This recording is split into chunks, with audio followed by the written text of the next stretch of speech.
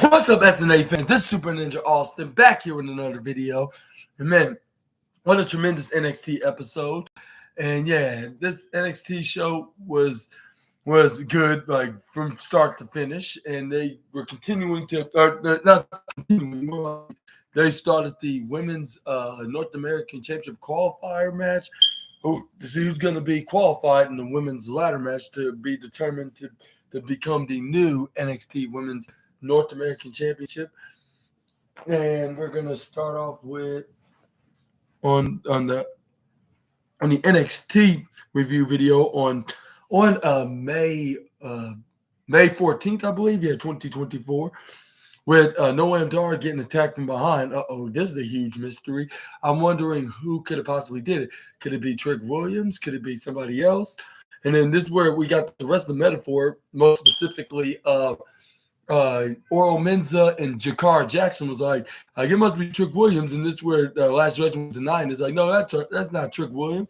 And then this is where then they're like, and why you're taking a side? And this is where they picked up when I first thought that he was faking, like perhaps he's faking just to frame Trick Williams and make it and then do a test like to see which side is Flash Legend going to really be on. Is it going to be him, or is it going to be Mystery Mr. Trick Williams, or Tricky Willie, or whatever you want to call him? But excuse me for a moment.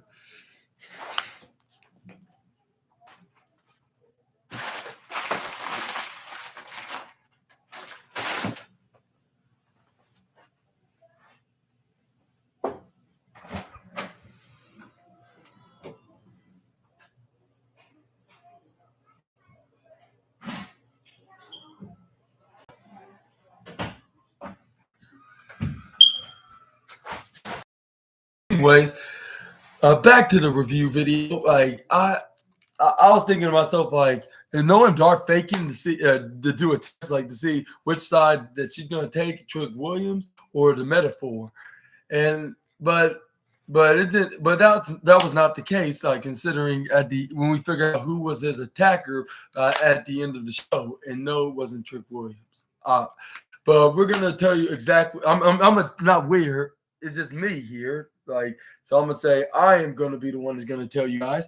But this is where we move on to the next slide. This is where we got a video package of who's going to be fighting who at the qualifying match. And this is where they named the names. And then it started off, I believe, was with Izzy Dame and So Ruka, I believe. Yeah. And then this is where we got a backstage segment with Kiana James saying, like, you got this, girl. Like, yeah, like, I believe in you. And you're going to run NXT just like I'm about to be running Monday Night Raw. And then this is where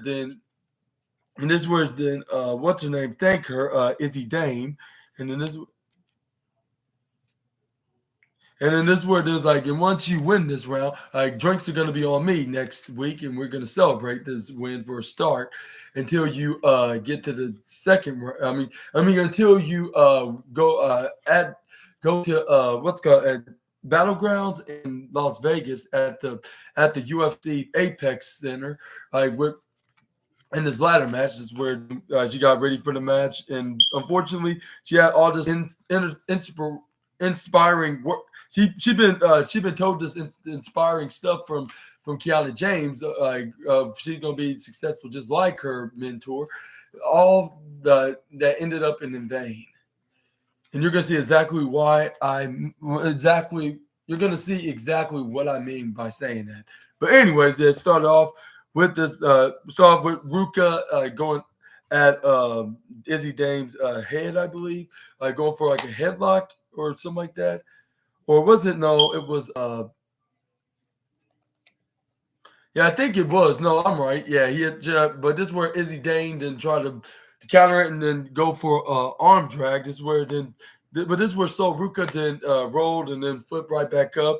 but Izzy Dane was not letting go. This is where she had her in an abdominal stretch kind of position lock. This is where Soruka then eventually got back up, throw her right into the upper left side. But this is where once she tried to go for a big boot right into the face of the former assistant of Kiana James, this is where she moved right out of the way. This is where then Soruka then took her place in the upper left side. This is where then we got her grabbing onto her leg, but she gets step up instigiri by in the head, but this is where then Soruka then followed up with a kick right to the midsection. She went around the middle ropes. She rolled right over it. This is where she hits a spinning 450 face buster right onto Izzy.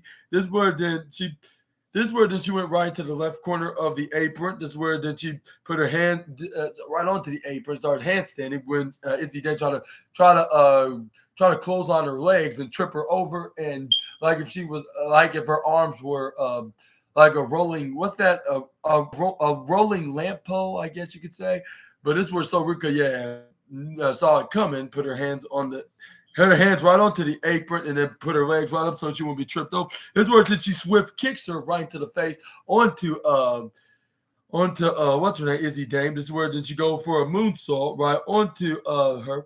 This is where then Soruka then like, okay, you're gonna be running NXT. Like I think otherwise, because you can't even knock me off my feet even if you wanted to, or even if your life depended on it. That's why she tried to go for a pin to Izzy, but Izzy kicks out at 2.2. I think Soruka then go right onto try Irish whip her right into the upper right side. But this is where Izzy Dane then counter out of it. This is where then she goes right up on the ropes. This is where she tried to go for a flying head scissor on the Izzy Dane. Once she got her, put her legs right around her head. This is where Izzy then tossed her over the ropes. What's her name? Soruka hits face first right on the symbol of the steel steps in the upper right side.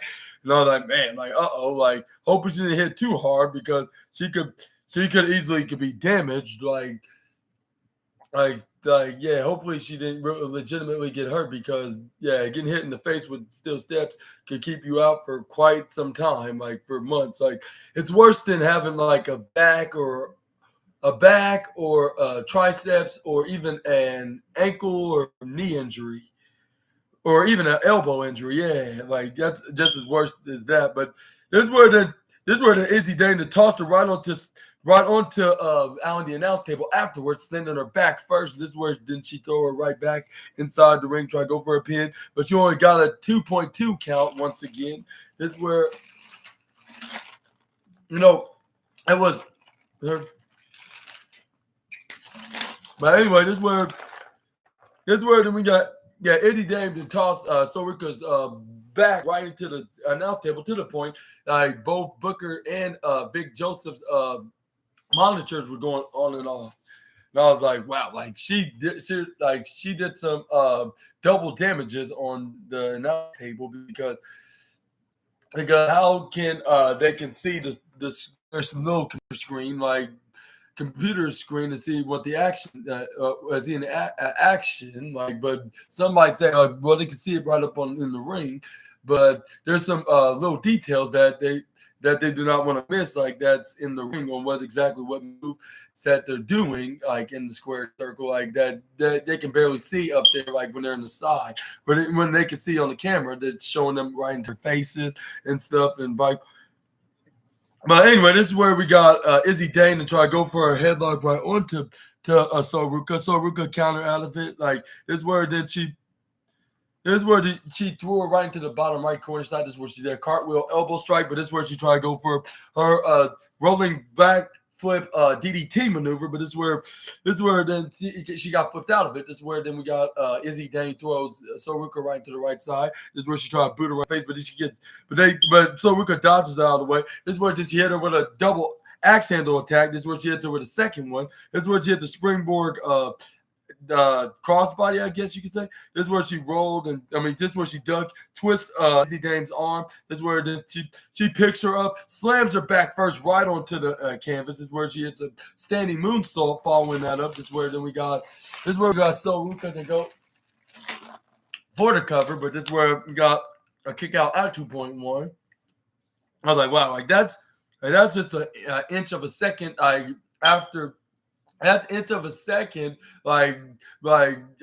shorter than an inch of a second shorter than the previous count. That in the last time she had Izzy Dane covered. This is where then we got so we could then springboard right into the upper right side. This is where she missed because Izzy Dane moved out of the way. This is where then we got what's her name? Izzy Dane trying to go for a clothesline. So Ruka ducks. This is where she finally picks her up and try to hit her with a body drop. But this is where So Ruka was trying to flip out of it and try to go back standing. But this is where she landed on her leg. Like the leg, she nearly messed up her leg. Like I was like, hopefully she's not injured from that impact. But this is where she gets kicked right to the face. But this is where we got Izzy Dane then try to go for a pin right onto Soul. But this is where Soul kicked out at 2.6. This is where then we got Izzy then got up on her knees. This is where then that's where we got Izzy Dane try to go for a spear right onto the midsection. Also Ruka. That's where then she pulls onto her. This is where she put her on the upper right side. This is where we got So Ruka then. This is where So Ruka went right onto the ropes again. This is where she tried to grab onto her. This is where she tried to attempt to go for the second attempt like the last time. But luckily this time it worked. And you know the rules. Like first time, like if it doesn't work the first time, it's going to be a guaranteed the second time. That was the case when she got flipped over by Izzy Dane. She got her right on with the cutter. And she got the 1, 2, 3. And she will be emerging as the first participant that qualifies in the women's ladder match to become trying to become the first ever NXT Women's North American Championship. But let me know in the comment section right down below on what's your thoughts on this match. And so much for that inspirational speech that inspirational pep talk that Kiana James gave to her, because it was all in vain for her, and it seems like she's not going to be the inaugural championship unless they have a second chance kind of qualifier match. That's only if they only have one more spot, like to see who's going to be the winner of the final winner of the final qualifier in the ladder match for Battleground. And who think that? And if so, who think that would possibly be? Let me know in the comment section right down below.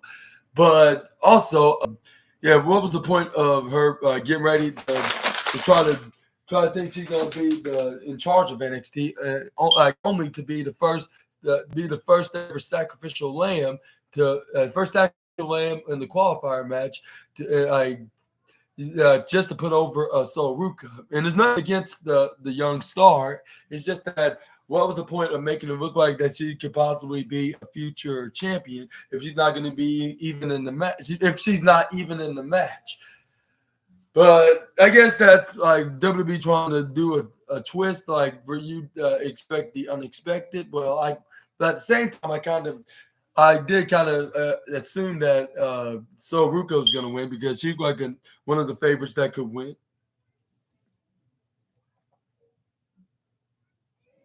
And then this is where then Ava then had a suspicion on like who could have abducted the No Quarter Catch Crew's Damon Kemp and what's her name?